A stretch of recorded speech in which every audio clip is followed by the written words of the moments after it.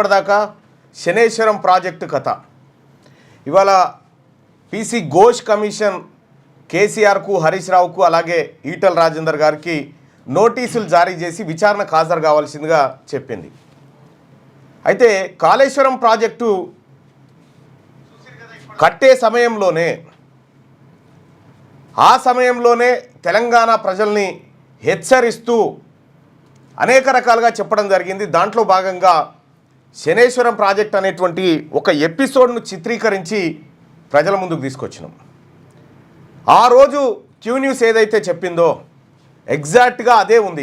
ఇవాళ కాళేశ్వరం తోటి 1 కోటి ఎకరాల మాగాణం అవుతుంది, తెలంగాణ సస్యశ్యామలం అవుతుందని గతంలో టీఆర్ఎస్ పార్టీ వాళ్ళు, ప్రస్తుత బీఆర్ఎస్ పార్టీ వాళ్ళు అనేక సార్లు చెప్పారు. నేను 1000 సార్లు చెప్పిన కాళేశ్వరం ప్రాజెక్టు మనని జాదది, మనమే కాళేశ్వరం ప్రాజెక్టును జాదాలని చెప్పిన. మొత్తం తెలంగాణ రాష్ట్రంలో వాడుతున్నటువంటి విద్యుత్తులో 46% విద్యుత్ ఓన్లీ కాళేశ్వరం ప్రాజెక్టుకే. మన తాన 17,500 మెగావాట్ల స్థాపిత విద్యుత్ సామర్థ్యం ఉంటే అందులో 846 మెగావాట్లు కేవలం కాళేశ్వరం ప్రాజెక్టు కోసం వాడుతూ ఉన్నాం. సరే, ప్రాజెక్టు మూలపడ్డది, అది వ్యవహారం వేరే. కానీ అప్పుడే పుట్టినటువంటి తెలంగాణకు అప్పులు తెచ్చుకునేటువంటి అవకాశం ఎక్కువగా ఉండి విపరీతమైనటువంటి అప్పులు సేకరించి కార్పొరేషన్ల ద్వారా లోన్లు సేకరించి కాళేశ్వరం ప్రాజెక్టు కట్టి హడావిడిగా ఆగమేఘాల మీద 32,000 హెక్టార్ల భూమిని సేకరిస్తే మీకు తెలుసు మల్లన్న సాగర్లో ఎంత ప్రజలు కన్నీటి ఉలపోతలు పోసిరో. ఊర్లు ఖాళీ అయిపోయినాయి. నిన్న మొన్న ఈనాడు పేపర్లో ఆడాడ ఏది గుళ్ళు తేలినాయి ఫోటోలు వచ్చిండే, మీరు నీ చూసిండు. నీళ్ళు తక్కువైనాక వచ్చిండొచ్చు. ఈ కాళేశ్వరం ప్రాజెక్టు ద్వారానే అత్యంత దెబ్బ తాకింది తెలంగాణ రాష్ట్రానికి. ఈ కాళేశ్వరం ప్రాజెక్టు ఎన్ని టీఎంసీ లేవు, 240 టీఎంసీలు ఎత్తిపోస్తుంది. అంటే 240 టీఎంసీలు నీరుని తీసుకొస్తారు. అయితే ఈ కాళేశ్వరం ప్రాజెక్టులో కూడా ఎప్పుడు ఎత్తిపోయాలి నీళ్లను? ఫ్లడ్ వచ్చినప్పుడు మాత్రమే ఎత్తిపోయాలి. వరదలు వచ్చినప్పుడు, ఫ్లడ్ వచ్చినప్పుడు గ్రావిటీ వాటర్ మాత్రమే తీసుకోవాలా. అక్కడే ఆగి ఉన్నటువంటి నీళ్ళని తీసుకోనికి లేదు.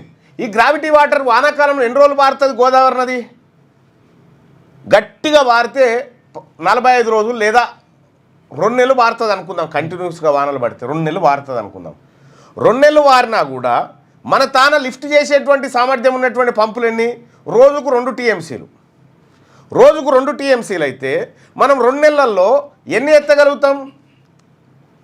120 టీఎంసీలు మాత్రమే ఎత్తగలుగుతాం. కానీ 240 టీఎంసీలని దానికి కథ కట్టిరు. దాని ద్వారా 27 లక్షల ఎకరాలు, 27,40,000 ఎకరాల భూమి సాగుబాటులోకి వస్తుందని చెప్పారు.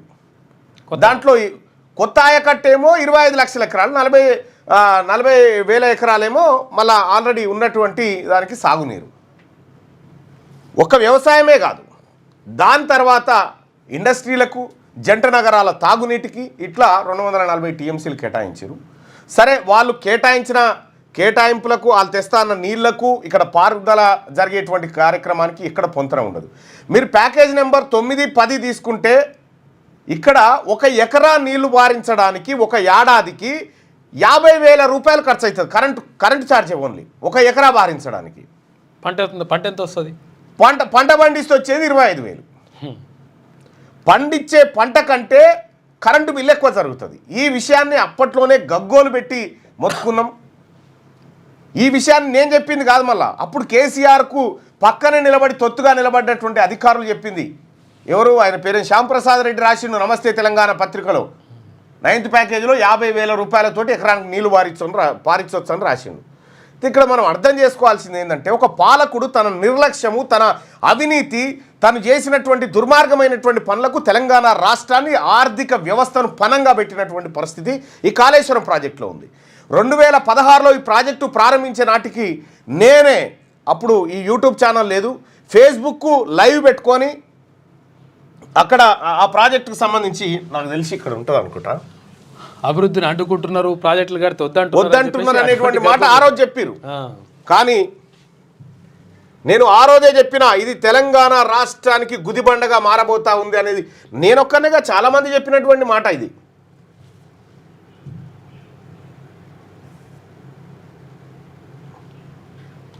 ఇగో కాళేశ్వరం నిర్మాణ కథ ఇది.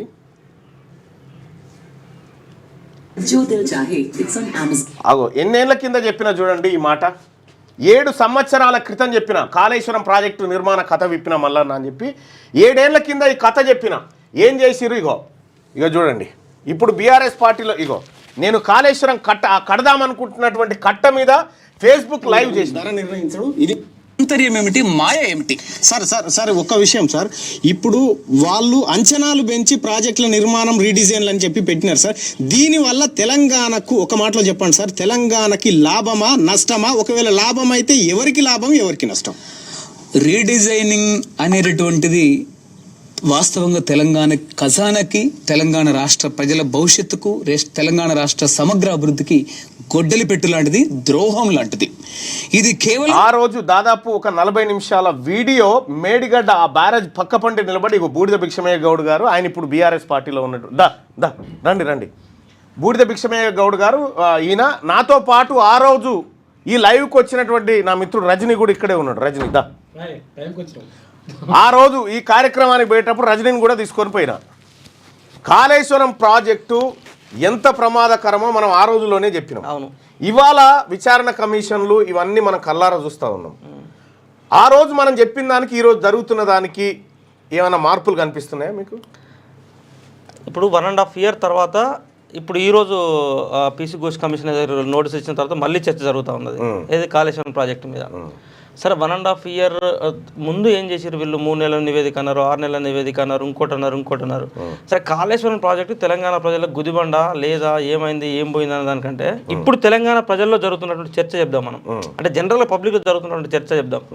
సరే గడిచినటువంటి 10 సంవత్సరాలుగా కేసీఆర్ ప్రభుత్వ వైఫల్యాల పైన మీరు, రేవంత్ రెడ్డి, ఇంకోరు సరే రకరకాల ఇష్యూస్, అన్ని ఇష్యూస్ లైవ్ చేసే నాటికి రేవంత్ రెడ్డి గారు తెలుగుదేశం పార్టీలో ఉన్నారు. సరే ఇదంతా వాస్తవాలే అయినప్పటికీ ఇప్పుడు ఈ 1.5 yearగా ప్రజలు ఇన్స్టంట్ జస్టిస్ కోరుకుంటారు. తెలంగాణ సమాజం ఏం కోరుకుంటుంది అంటే, సరే కాళేశ్వరం ప్రాజెక్ట్ అనేది తెలంగాణ ప్రజల గుదిబండ అనేది మనం మొదలుపెట్టిన తర్వాత రేవంత్ రెడ్డితో పాటు రాహుల్ గాంధీ కూడా ఎన్నికల ముందు అక్కడ దాకా వెళ్లాల్సి వచ్చింది. సో రాహుల్ గాంధీ అంటే ఏఐసీసీ అగ్రనేతల వరకు అక్కడ దాకా వెళ్ళారు కదా. సో ప్రభుత్వం ఏర్పడిన తొలినాళ్లలోనే ఎట్లా అది గుదిబండగా మారింది అనేది ఎక్స్ప్లెయిన్ చేస్తూ దాని ప్రత్యామ్నాయం ఏంది అనేది తెలంగాణ ప్రజలు చూపించాల్సిన అవసరం ఉంటుండే తెలంగాణ రాష్ట్ర ప్రభుత్వం. సో 1.5 year తర్వాత కూడా ఈ రోజు వరకు మేడిగడ్డకు కాళేశ్వరం ప్రాజెక్టుకు ప్రత్యామ్నాయం ఏంటి అనేది ఇప్పటిదాకా చూపెట్టడం లేదు. సో మీరు ఏం చేసిరు ఆ రోజు? మనం ఏం చేసినాం అంటే తెలంగాణకు ఈ మేడిగడ్డ బ్యారేజ్ కంటే ప్రత్యామ్నాయం ఏంటంటే ప్రాణహిత అన్నం. సో ప్రాణహిత ద్వారా వెనుగంగా ఇవన్నీ చెప్పుకున్నాం. ప్రాణహిత ద్వారా నీళ్ళు తీసుకొచ్చేయండి, మనకి ఈ డబ్బులన్నీ కూడా మిగులుతాయి. కేసీఆర్ రివర్స్ పంపింగ్ ద్వారా తిరిగి మళ్ళీ ప్రాణహితకు మళ్ళీ గోదావరిలో నీళ్ళు వేయడం ద్వారా డబ్బులన్నీ కూడా వృధా అవుతున్నాయి అనేది మేజర్గా జరిగినటువంటి ప్రచారం. సో దాంతోపాటు ఈ కుంగుబాటు, బ్యారేజీలకు వాళ్ళ పిల్లలు కుంగిపోవడం ఇదంతా ప్రాసెస్. కానీ ఇప్పటిదాకా ప్రాణహితకు సంబంధించిన ప్రాసెస్ మొదలుపెట్టారు రేవంత్ రెడ్డి అండ్ గవర్నమెంట్. తమ్మిడెట్టి కడతాం అనేటువంటి చర్చ చేశారు, చర్చ మొదలు పెట్టారు ఇప్పటిదాకా పెట్టలేదు. సో ఎంతసేపు కూడా ఈ గవర్నమెంట్ ఏం చర్చ చేస్తా ఉన్నది? ఎస్ఎల్బీసీ అంటారు, పాలమూరు ఎత్తిపోతలు అంటాడు. రేవంత్ రెడ్డి పాలమూరు పోయి నా పాలమూరు ప్రాజెక్టులకు అన్యాయం చేసింది కేసీఆర్ అంటాడు. కోమటిరెడ్డి వెంకరెడ్డి, ఉత్తమ్ కుమార్ రెడ్డి వచ్చేసి ఎస్ఎల్బీసీ అని మాట్లాడతారు. సో కేసీఆర్ కాళేశ్వరం యొక్క ప్రియారిటీని, సో కాళేశ్వరం ద్వారానే తెలంగాణ సస్యశ్యామలం అవుతుంది, 1 కోటి ఎకరాల మాగాణం అవుతుంది అని ఏదైతే కేసీఆర్ చెప్పిండో, సో దానికి ప్రత్యామ్నాయం వీళ్ళని చెప్పేసి ప్రచారం చేస్తుండ్రు తప్ప అసలు కాళేశ్వరం ప్రాజెక్టు అనేది సరే ఏం జరిగింది, ఏం పోయింది, ప్రాజెక్టులు కుంగినాయా, ప్రాజెక్టుల వల్ల ప్రజలకు నష్టం జరిగిందా, లాభం జరిగిందా అని పక్కకు పెడితే తెలంగాణ ప్రజలకు ఈ వేసవి కాలంలో ఇప్పుడు ఉదాహరణకు మనం మే నెలలో ఉన్నాము. సో మే నెలలో ఉన్నటువంటి చెరువులు, కుంటలన్నీ కూడా ఏ ప్రాజెక్టు ద్వారా కూడా నీళ్ళు కనబడ్డాయి కేసీఆర్ ముఖ్యమంత్రి ఉన్నప్పుడు. రేవంత్ రెడ్డి ముఖ్యమంత్రి అయిన తర్వాత నీళ్ళు కనబడతలేవు ప్రజలకు. ఎందుకు కనబడతలేవు? ప్రత్యామ్నాయం ఎక్కడ పోయింది మీది? సో ఎప్పుడైతే కాళేశ్వరం తెలంగాణ ప్రజల గుదిబండగా మారిందని మీరు చెప్పి అధికారంలోకి వచ్చిన తర్వాత దాని ప్రత్యామ్నాయం ఏందో చూపెట్టాల్సిన అవసరం ఉంటుండే. ఇలా రేవంత్ రెడ్డి సర్కార్ కానీ ఇంకోరు కానీ ఇలా ఇచ్చినటువంటి కమిషన్లు కానీ కేసీఆర్ నోటీసులు పంపించిన తర్వాత కాళేశ్వరం మీద చర్చలు చేయడం కాదు. ఇక దీన్ని పట్టించుకుంటారు పబ్లిక్ కాళేశ్వరం మీద, కేసీఆర్ మీద నెగిటివ్ చర్చను పట్టించుకోవడం లేదు. ఇది గ్రౌండ్లో జరుగుతున్న రియాలిటీ. ఎందుకు అంటే తెలంగాణ సమాజానికి ఒక చూపు ఉంటుంది ఎప్పుడైనా కూడా. గడిచినటువంటి 40 సంవత్సరాలుగా తెలంగాణ గడ్డ మీద మావోయిస్టులో, నక్సలైట్లో అలాంటి పార్టీలను చూసినటువంటి సమాజం. సో ఎందుకు అక్కడ ఆ పార్టీలను ఆదరించారు అన్నప్పుడు పబ్లిక్ జస్ట్ ఇన్స్టంట్ జస్టిస్ కోరుకుంటారు ఇక్కడ పబ్లిక్. సో నీకు చట్టం ఏం చెప్తుంది, సెక్షన్ ఏం చెప్తుంది, సెక్షన్లు, చట్టాలు, కమిషన్లు, దాని ప్రకారంగా ప్రూవ్ చేయాలి, ప్రూవ్ చేసి మనం శిక్షలు వేయాలంటే ఇది తెలంగాణ సమాజం యాక్సెప్టెన్స్ చేయదు. సో ఆ రోజు పార్టీలు ఎందుకు యాక్సెప్ట్ చేసినంటే జస్ట్ ఎగ్జాంపుల్ చెప్తాం నాకు. ఇప్పుడు ఉదాహరణకు మన చట్టంలో ఏముంటుందంటే భార్యాభర్తలకు సంబంధించిన ఇష్యూ వస్తే పోలీస్ స్టేషన్ పోవాలా, సో భర్త అంటాడు తప్పు చేస్తాను కేసు పెట్టాలా, పోలీసు విచారణ చేయాలా, మన కేసు కట్టాలా, దాని రిమాండ్ పంపాలా, ఆ తర్వాత రిమాండ్ తర్వాత బయటికి రావాలా, ఆ తర్వాత కోర్టు దానికి ప్రాసెస్ క్రియేట్ చేస్తుంది, ఆ తర్వాత ప్రాసెస్ క్రియేట్ చేసిన తర్వాత ఆ విచారణ ఎదుర్కోవాలా, ఆ విచారణ పూర్తి వరకు 6-7 ఏళ్ళు అవుతుంది, ఆ తర్వాత వీళ్ళు తప్పు చేసినట్టు ఏదైనా శిక్షలు పడతాయి, లేకపోతే వదిలేస్తారు.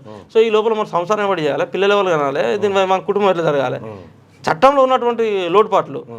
సో అదే నక్సలైట్లు ఏం చేసేది, అదే సమస్య నక్సలైట్ దగ్గర పట్టుకొని పోయారు అనుకో, అప్పటికప్పుడే అరే బోసుడికే ఆ పోరుని ఎందుకు తంతానవరా అని వారిని వాళ్ళు తనుడు అత్తమ్మ ఏమైనా తప్పేసి తోలు తిత్త బిడ్డ ఆ పోరికి ఏమైనా జరుగుతుందని బెదిరించి ఆ కాపురం పంపిస్తే దాని పిల్లలు పుట్టిన తర్వాత సంవత్సరం నిలబడి వ్యవహారం చక్కగా జరిగిపోయారు.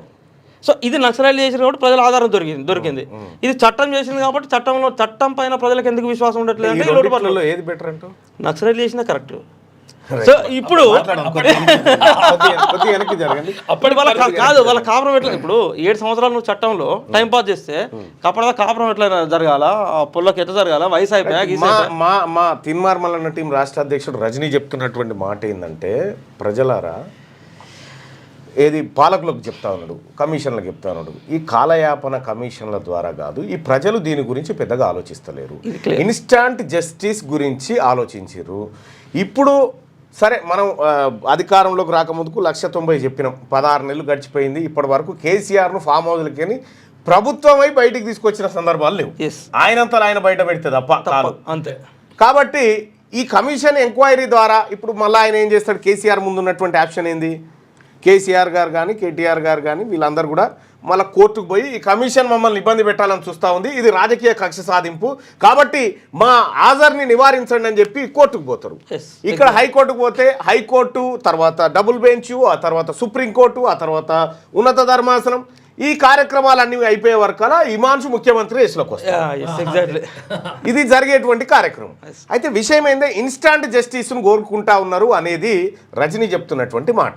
సో ఇన్స్టాంట్ జస్టిస్ ఎట్లా ఉండాలి అని అంటే, మావోయిస్టులు కనుక ఏదైతే ఆ ఫార్ములాను అప్పటికప్పుడు మన ఈ దోమలు కొట్టే బ్యాట్ ఉంటుంది ఇట్లా బట్టగానే చిక్కుమంటా చూడు, అగో ఆ పరిస్థితి కావాలని చెప్పి చెప్తా ఉన్నారు. నిజంగా ఆ పరిస్థితి ఉంటుందా అంటే రాజకీయాల్లో ఆ పరిస్థితులు ఉండవు. ఎందుకు ఉండవు అంటే, యువతలాయన కూడా అదే కేటగిరీ కదా, యువతలాయన కూడా అదే కేటగిరీ, అంతకుముందు ఆయన అదే కేటగిరీ, రేపు వచ్చి ఆయన కూడా అదే కేటగిరీ, బ్యాచ్ అంతా ఒకటే. నీ భావోద్రేగాన్ని చల్లబరచడం కోసం వాళ్ళు మీకు ఒక్కటే మాట చెప్తా, గుర్తుపెట్టుకొని ఒక చిన్న కథ చెప్తా. ఒక పిల్లగాడు తప్పు చేసిండు, తప్పు చేసి ఒక పేద పిల్లను అత్యాచార యత్నం చేసిండు. అత్యాచార యత్నం చేస్తే ఊళ్ళో పెద్ద మనుషులు ఉంటారు కదా, ఊళ్ళో పెద్ద మనుషులు అందరు కూర్చొని పంచాయతీ పెట్టరు. ఆ పోరని నడిమిట్లా కూర్చొని పెట్టరు. పోరని అయ్యా తెలివి కల్లోడు. ఆ పంచాయతీ జరుగుతూ ఉంటే పోరగానోళ్ళు అయ్యా అంత దూరంకెళ్ళి వీళ్ళందరూ చూస్తున్నాం ఉరుకొస్తుంటాడు. కోపం మీద ఉరుకొచ్చి వాళ్ళ కొడుకును పటా పటా పటా పటా రెండేస్తాడు. రెండేగానే పెద్ద మనుషులు అంతా ఊక సాగు కొడతావా పోరని ఇక అయిపోయింది అట్లా ఏకరాయిగా. ఇప్పుడు వీళ్ళేం చెప్తారు, ఈ పెద్ద మనుషులు చూసిరు కదా, వాళ్ళ అయ్యనే తొక్కి చంపేవాళ్ళు. ఇక మనం ఏమంటామా, ఎక్కడిదక్కడ అయిపోయింది పోరని వెళ్ళిపోతారు అన్నట్టు. అంటే తన కొడుకును రక్షించడానికి ఉగ్ర నరసింహ అవతారం ఎత్తిండాలి అయ్యా, ఆడ రక్షించడానికి చేసినటువంటి కార్యక్రమం. సో ఇవన్నీ కూడా దాదాపుగా దీని చుట్టే తిరుగుతూ ఉంటే ప్రజలారా అది గమనించండి. ఇప్పుడు దీని మీద మీ మీద ఒక ఎలిగేషన్ అది చెప్పు మీ మీద ఉన్నట్టు చెప్పండి కదా. కాళేశ్వరం ప్రాజెక్టు పనికిరాదు అని ప్రచారం చేసి తీర్మానం ఎమ్మెల్సీ అయ్యిండు, రేవంత్ రెడ్డి ముఖ్యమంత్రి అయ్యిండు, కేసీఆర్ అయ్యేది లేదు పోయేది లేదు పోయి వీళ్ళు గిట్టనే మొత్తుకున్నారు, 10 ఏళ్ళ పాటు మొత్తుకున్నారు, ప్రత్యామ్నాయం చూపెట్టలేదు, వీళ్ళకి మాత్రం పదవులు సంపాదించుకున్నారు అనేటువంటి చర్చ నడుస్తూ ఉన్నది. ఇంకా ఒకటి, తిన్మార్ మల్లన్న గెలిచిండు అని అంటే మీరు మీ టీము తర్వాత ప్రజలు మీరు అందరూ కలిసి చేసినటువంటి కార్యక్రమం. తిన్మార్ మల్లన్న అవసరాన్ని గుర్తించి నిలబెట్టారు తప్ప తిన్మార్ మల్లన్న పదవులు కావాలని, ఒకవేళ ఆ పదవులే కావాలంటే ఆయన నాకు ఇచ్చేటోళ్ళు కదా, పదవులే కావాలంటే. అంటే ఇప్పుడు నేను మండల్లో ఉన్నప్పటికీ నేను ఎక్కడైనా ప్రజా ఆలోచనని విస్మరించే కార్యక్రమం చేస్తున్నారు. లే అంటే నేను అనేది ఏంటంటే కాళేశ్వరం ప్రాజెక్టు మీద జరుగుతున్న చర్చలో ఇప్పుడు తీర్మానం వల్ల కాళేశ్వరం ప్రాజెక్టు తెలంగాణ ప్రజల గుదిబండగా మారిందని 6 సంవత్సరాల పాటు మొత్తుకున్నారు. ఇది ప్రజల గుదిబండ, ఇది మొత్తం తెలంగాణ సంపదను లూటీ చేసే ప్రాజెక్టు, ఇది ప్రజలకు ఎక్కరాని ప్రాజెక్టు అని తెల్లారు లేత కాళేశ్వరం గురించి రేవంత్ రెడ్డి అట్లనే మొత్తుకున్నాడు, అట్లనే రాహుల్ గాంధీ అట్లనే మొత్తుకున్నాడు. సో అందరు మొత్తుకున్న తర్వాత రేవంత్ రెడ్డికి ఉన్నటువంటి ఆకాంక్ష ఏంది, తెలంగాణ ముఖ్యమంత్రి కావాలా. సో తనకు ఆకాంక్ష నెరవేరడానికి కాళేశ్వరం ఉపయోగపడ్డది. తీర్మానం వలన కూడా తన ఆకాంక్ష చట్టసభలో వెళ్ళడానికి కోసం ఇది ఉపయోగపడ్డది. ప్రజల ఆకాంక్ష అయినప్పటికీ సో మీ ఆరోపణను ఆస్వాదిస్తున్నా చెప్పండి. కాబట్టి మీకు రాజకీయంగా ఇది ఉపయోగపడ్డది తప్ప కేసీఆర్ అనేటోడు ఎట్లా ఈ తెలంగాణ కాళేశ్వరం గుదిబండగా మారింది, కాళేశ్వరం లేకుండా తెలంగాణ ఎట్లా సస్యశ్యామలం చేయవచ్చు, తెలంగాణలో ఉన్నటువంటి రైతాంగానికి ఏ రకంగా సాగునీరు అందించవచ్చు అనే ప్రత్యామ్నాయం చూపెట్టడంలో మల్లన్న రేవంత్ రెడ్డిలు విఫలమయ్యారు అనేది ఇది ప్రజలలో జరుగుతున్నటువంటి చర్చ. ప్రత్యామ్నాయము ఎప్పుడు చూపెడతాము? ప్రత్యామ్నాయము మా ప్రభుత్వాలు ఏర్పడ్డప్పుడు చూపిస్తాము. అవి అన్ని ఒకతాను ముక్కలైన తర్వాత దాంట్లోంచి చూపించడానికి ఏం లేదు. తీన్మార్ మల్లన్న కాళేశ్వరం ప్రాజెక్టు మంచిది కాదు కాబట్టి రేవంత్ రెడ్డిని ముఖ్యమంత్రి చేయమని చెప్పింది. ఎక్కడ అంటే కాళేశ్వరం లాంటి ప్రాజెక్టుల వల్ల కేసీఆర్ లూటీ చేస్తాను కాబట్టి లూటీ చేసిన మాట నేను కాదు, కంట్రోలర్ అండ్ ఆడిటర్ జనరల్ చెప్పింది. కాళేశ్వరం ప్రాజెక్టులో రూపాయి ఖర్చు పెడితే రిటర్న్ వస్తుంది 52 పైసలు అని చెప్పింది. అవును కరెక్ట్. నేను ఏమంటున్నా, మీరు అట్లే మొత్తుకున్నారు కదా, ఆ ప్రజలలో ఏం జరిగింది? నిజమే కోసం మల్లన్న లాంటి వాడు చెప్తాను. అబద్ధమా మరి ఇది? అబద్ధమా? మరి మీ కమిషన్ తెలుసు ఏది మీ కమిషన్ ఇప్పుడు మా కమిషన్ మీద మీరు ఆరోపణ చేస్తా ఉన్నారు. తెలంగాణ ప్రజల ముందు పెట్టాలి కదా. ఎవరు 18 నెలలు అయితే కేసీఆర్ విలువరు అనుకుంటారా? నాకు తెలియదు. కేసీఆర్ రాడనుకుంటున్నావా కమిషన్ ముంగటికి? ఇప్పుడు మనం ఉన్నాం కదా, హిమాంశు ముఖ్యమంత్రి అయినాక వస్తాడు. అంటే విషయం ఏంటంటే ప్రజలారా అర్థం చేసుకోవాల్సింది, ఈ కమిషన్ నిజంగా కేసీఆర్ అనేటువంటి ఒక ఏది 10 సంవత్సరాలు రాష్ట్రాన్ని తన గుప్పిట్లో పెట్టుకొని చక్రం తిప్పినటువంటి ఒక శాల్తీని ఫామ్ హౌస్లకి బయటికి తీసుకురాగల శక్తి ఆ కమిషన్కి ఉందా? ఇప్పటికే నవ్వుల పాలైంది కమిషన్. అంటే నేను ఎందుకంటే ఒక కమిషన్ ఏమో ఆల్రెడీ సుప్రీంకోర్టు హైకోర్టు ఈ కమిషన్ అనేది నివేదిక ఇవ్వకుండా ఆల్రెడీ దోషినట్లు నిర్ధారిస్తానని తీసిపారేసింది ఒక ఆయనను. తర్వాత ఇంకో కొత్త ఆయన వేసారు. ఆయన ఇప్పటికి 7 సార్లు 8 సార్లు దానికి సంబంధించిన గడువు పెంచుకుంటూ వేరు. 8 సార్లు గడువు పెంచారు, 9వ సారి గడువు పెరుగుతుంది, 10వ సారి గడువు పెరుగుతా ఉన్నది తప్ప అంతిమంగా ఏందా రిపోర్ట్ అనేది బయటికి రావట్లేదు.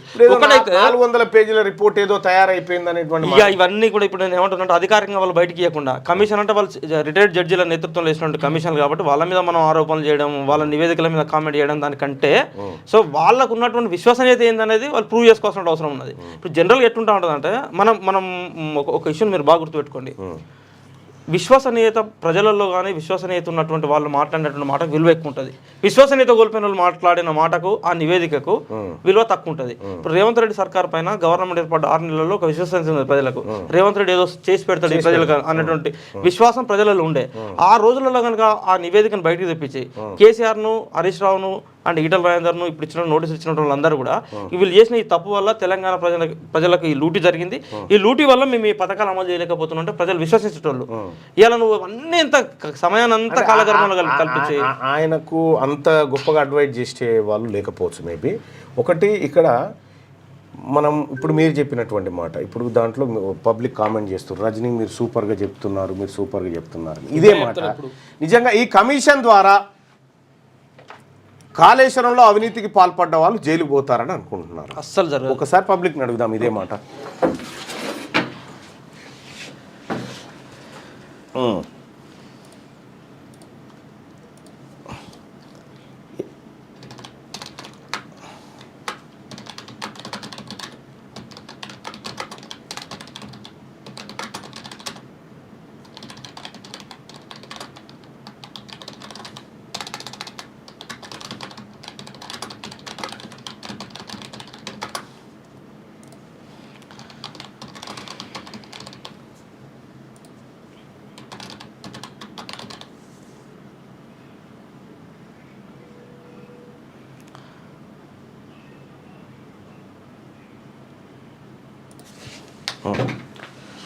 రైట్.